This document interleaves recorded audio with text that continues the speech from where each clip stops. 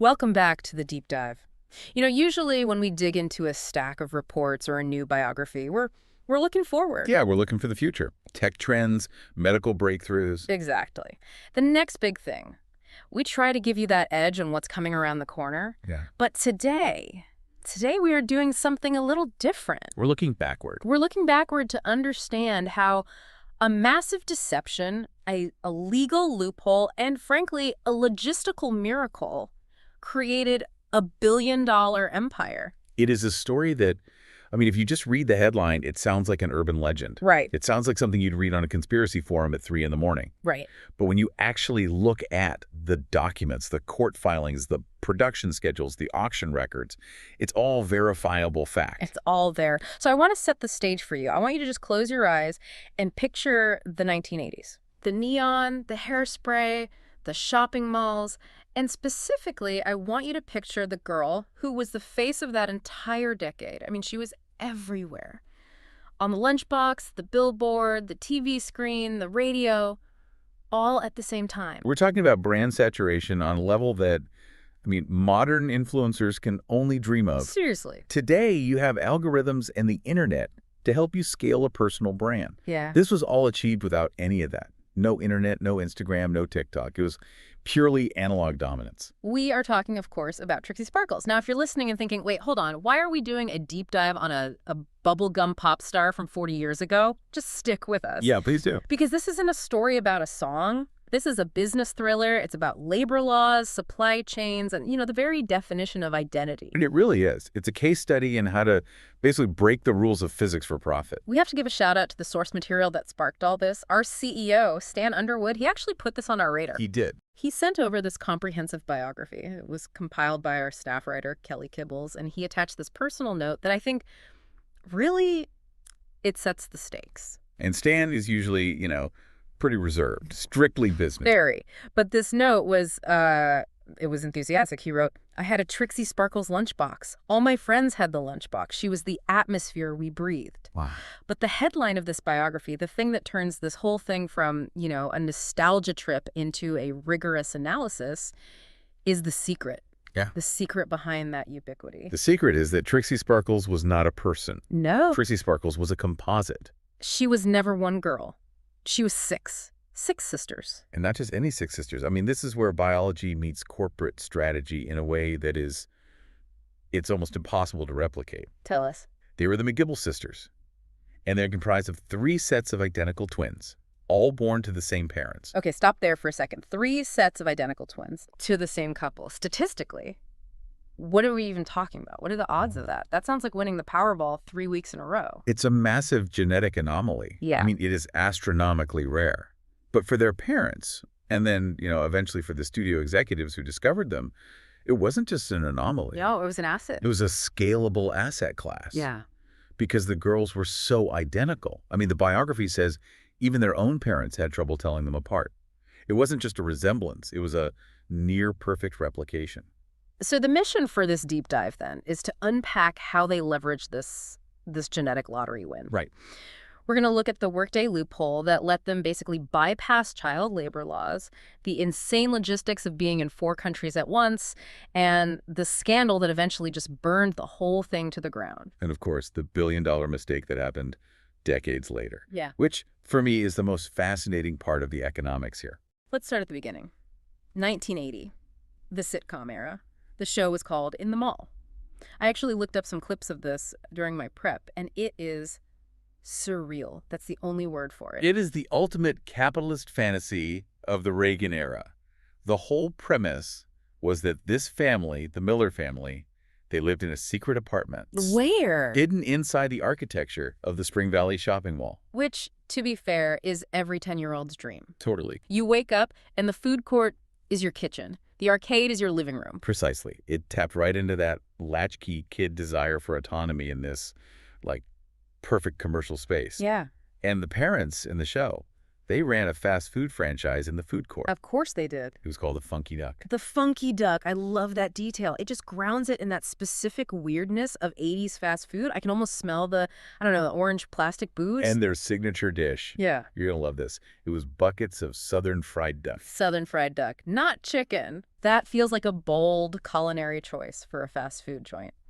I don't recall seeing a lot of fried duck buckets at my local mall, but hey, it was the 80s. People were experimenting. It worked for the show. Mm-hmm. And Trixie, she was the daughter, the breakout star. Every single episode featured a plot where she would perform a mall concert to solve whatever problem the family was facing that week. Like a musical Deus Ex Machina. Exactly. Yeah. And the show just, it exploded, #1 in its time slot. Yeah. But this is where the production reality hits the brick wall of labor regulation. Right, because in the U.S., and especially in the entertainment industry, child labor laws are no joke. You have the Coogan Act, you have strict union rules. You can't just work a kid like you work a 30-year-old grip or a camera operator. Correct. The regulations are very, very specific about what they call lighting time. Okay. This restricts how long a child can be physically on set, under the hot lights performing. And depending on their age, it might be 3 or 4 hours a day maximum. For a TV production, that is a logistical nightmare. Because if the kid is the star of your show, and that kid has to go home at 2 p.m., you have to shut down the whole set. The whole thing. You're paying the crew, the director, the lighting guys, craft services. Yeah. But you can't shoot your main character. You're just burning money. It destroys your momentum and it balloons the budget. Production schedules are almost always dictated by the child's availability. But the studio realized they had the McGibble sisters. 6 of them. They had Kylie, Eileen, Megan, Adele, Francesca, and Elizabeth. 6 identical girls.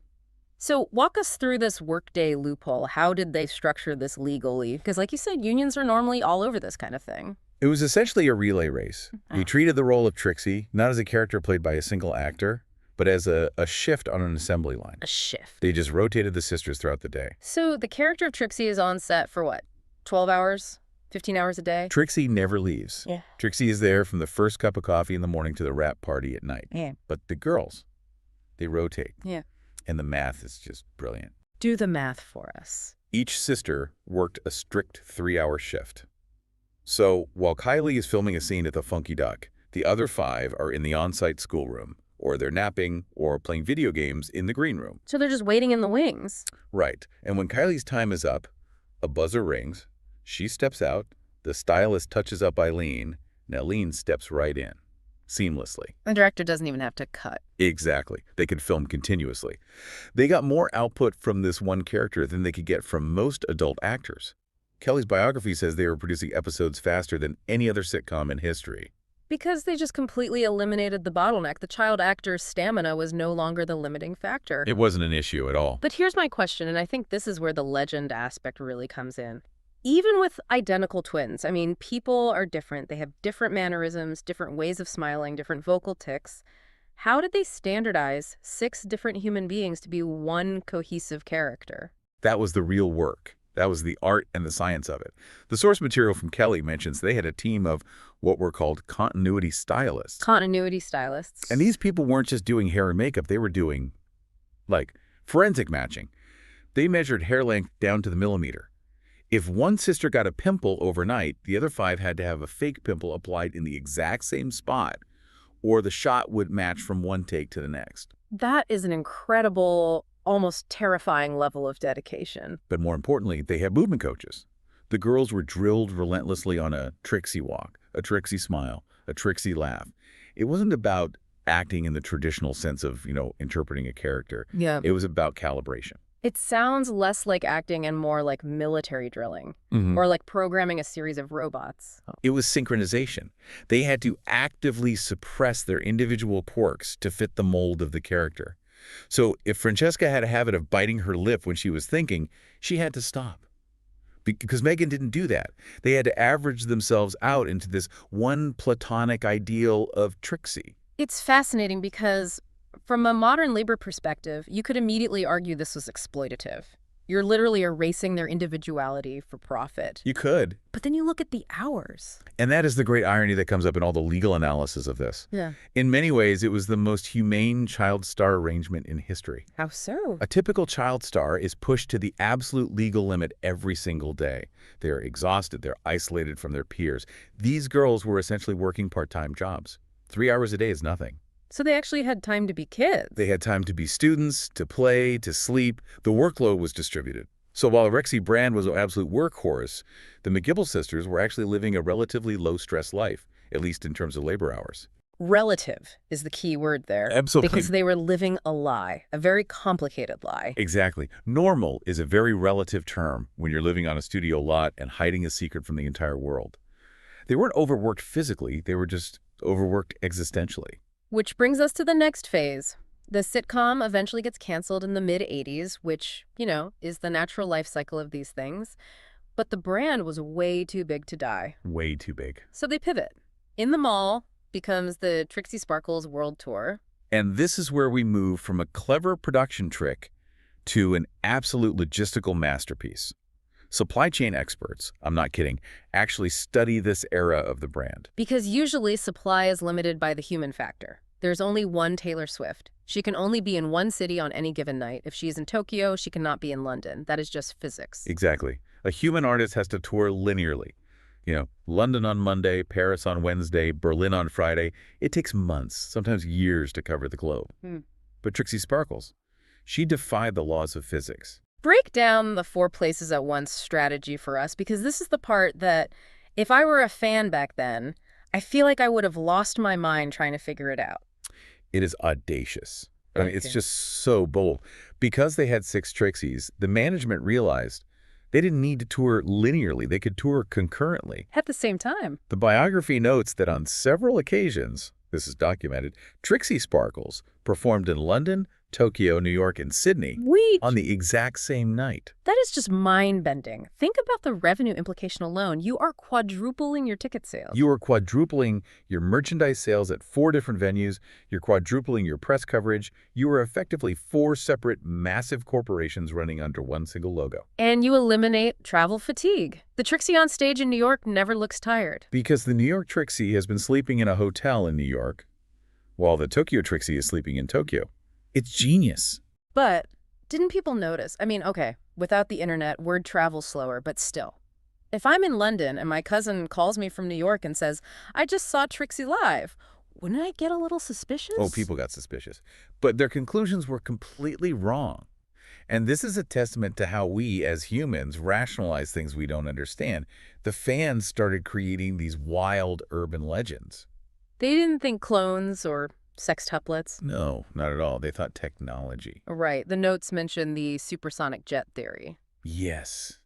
The prevailing rumor, the one that really took hold, was that Trixie had access to a secret military-grade jet, maybe a Concorde prototype or something from NASA or the Air Force, that could get her from London to NYC in like an hour. Wow. People preferred to believe in science fiction aviation rather than a simple, if unbelievable, deception involving siblings. It just adds to the mystique, doesn't it? She wasn't just a singer. She was magic. She was faster than sound. And the studio leaned right into that. They never corrected the rumors. In fact, Kelly's book suggests they probably planted a few of them. But to keep that secret, that required a legal framework that was incredibly isolating for the girls. The single identity contract. This is something that I just don't think this would fly today. But in the 80s, I guess you could sign anything. This is the dark side of the deep dive. The contract stipulated the absolute erasure of the individual. The sisters were forbidden. Strictly forbidden from appearing in public together. So you can't go to the park with your own sister. You can't go to the movies together or a restaurant. Never. Not once. Yeah.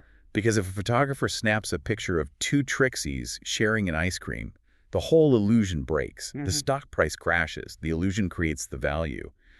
So they had to live these completely compartmentalized lives. That is such a heavy psychological burden for a child, for a teenager. You're part of a team, arguably the closest team on earth. You literally share a face, but you can never acknowledge it outside your own house. You have to pretend your other halves just don't exist. It creates this immense pressure cooker. You are suppressing your own identity to protect a corporate asset. You are valuing the corporation over the self. And as we know from history, when you put teenagers in a pressure cooker. The lid eventually blows off. Precisely. You can control 6-year-olds with ice cream and toys. You cannot control 6 18-year-olds who want to date and drive and just be seen for who they are. Which brings us to 1990. The girls are transitioning from childhood to adulthood, and the brand is still stuck in that mall rat, fried duck, bubblegum aesthetic. It's the classic child star dilemma. Yeah. The audience wants them to stay 12 years old forever, frozen in amber. But they were becoming women. And the notes, they identify the specific rebels here, Adele and Francesca McGibble. The instigators. They were just done. They were tired of the squeaky clean image, tired of the whole thing. They wanted to be seen as adults, as sexual beings, as independent entities. They didn't want to wear the sparkly bows anymore. And usually, you know, a celebrity in that position might do an edgy interview or maybe cut their hair short, release a rock album, something like that.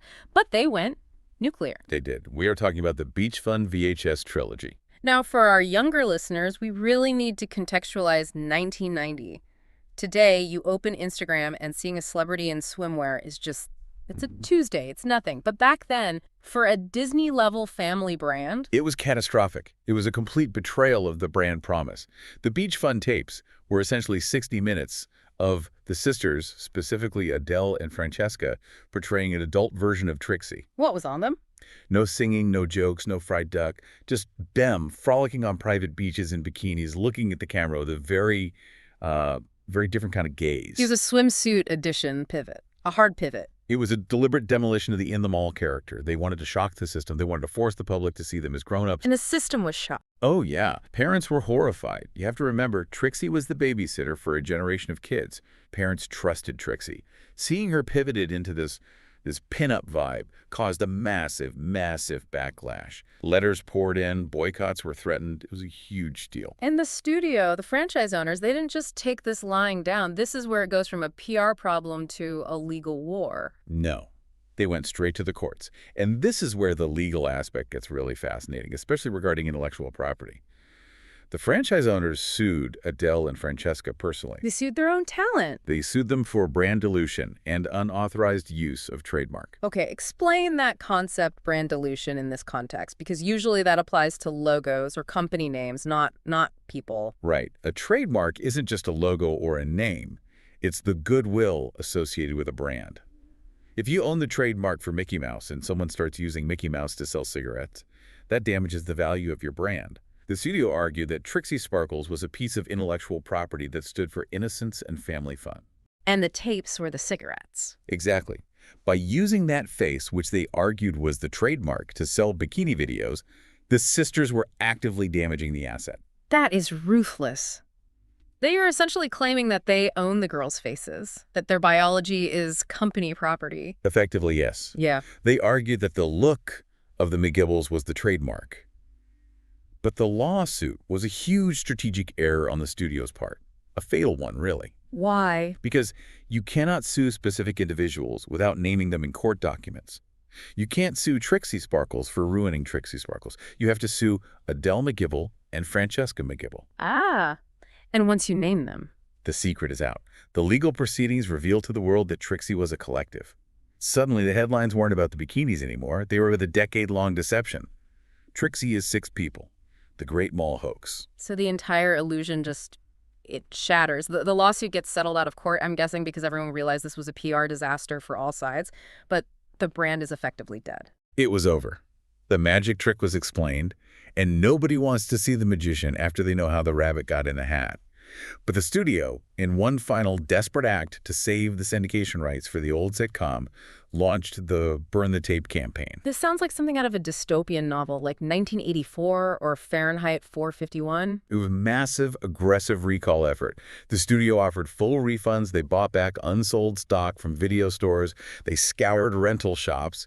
Their goal was to physically destroy every single copy of Beach Fun in existence. Why? They wanted to scrub this adult phase from history so they could keep selling the in-the-mall reruns to family-friendly channels without the taint of the scandal. They wanted to pretend the rebellion never happened, to just make it a gap in the archives. And, you know, they were surprisingly successful. Millions of tapes were crushed and incinerated. You can never get all of them. There's always someone who forgets to return a rental or someone who keeps it in a box in the basement for 30 years. No.